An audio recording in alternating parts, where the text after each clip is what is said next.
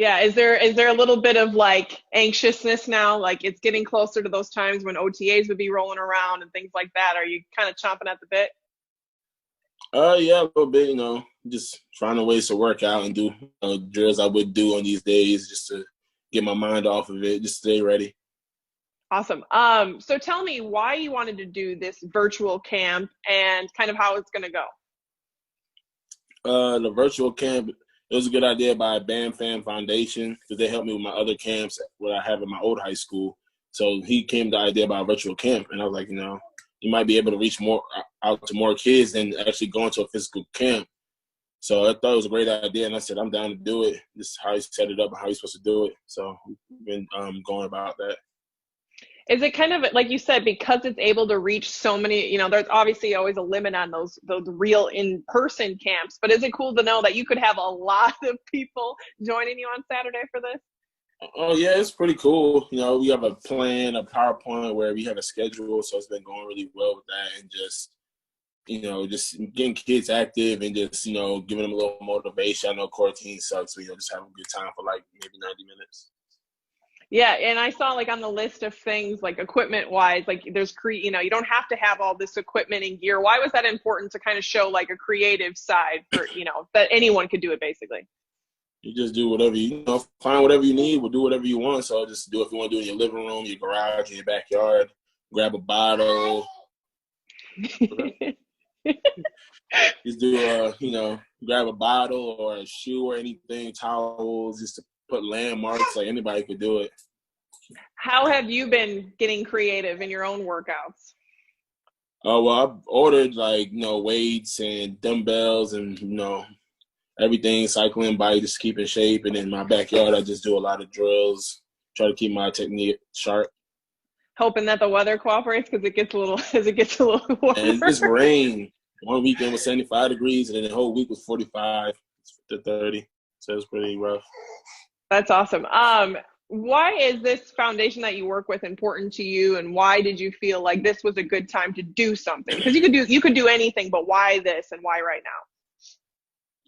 It's a great opportunity to just get kids exposure, just to hear from an NFL player what it takes, a mentality you need to have, and how disciplined you need to be to accomplish your goals. It don't have to be sports; it could be anything in life.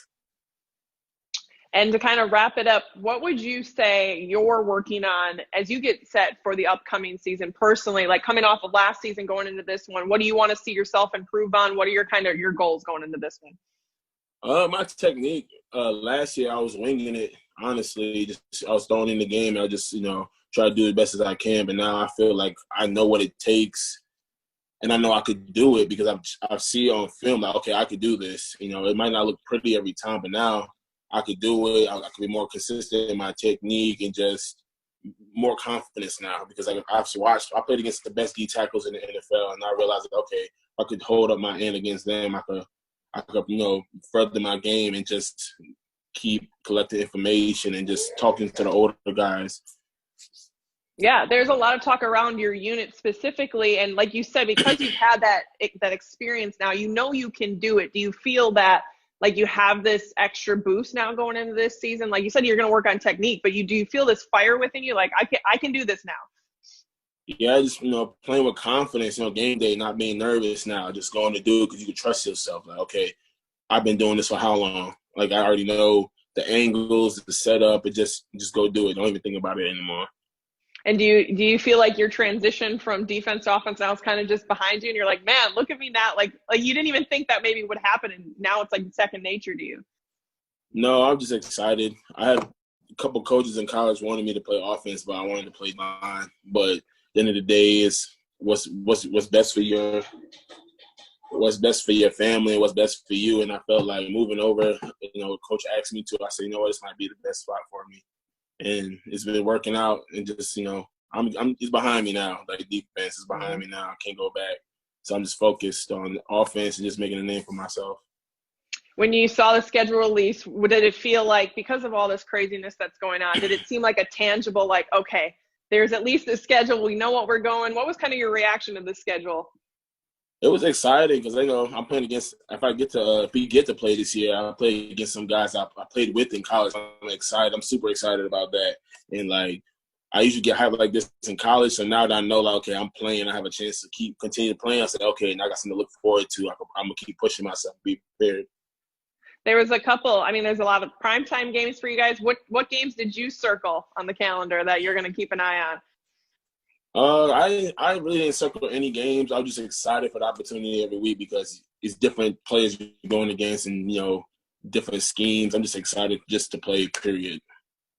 And I know it's a hypothetical, but I'm just curious on your opinion. If there was football to be played without fans in the stands, when you hear that, when you think about that, when you try to visualize it, what do you think? What's your impression of that?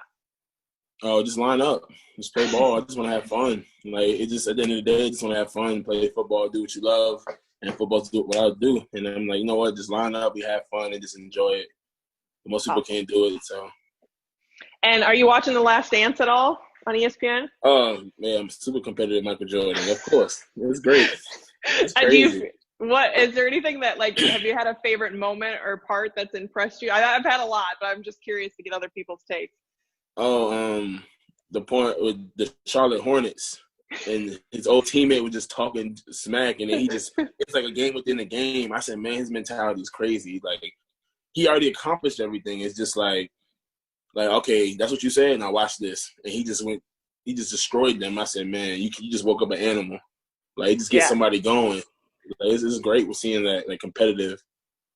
Yeah, and I think it's fun too to, like, know we're all watching. All sports lovers, most of the sports lovers, are coming together on Sunday nights to watch this show. Do you feel like that's a pretty cool thing? Football does that, but right now, while we wait, isn't it fun to, like, have this, like, thing that brings us together?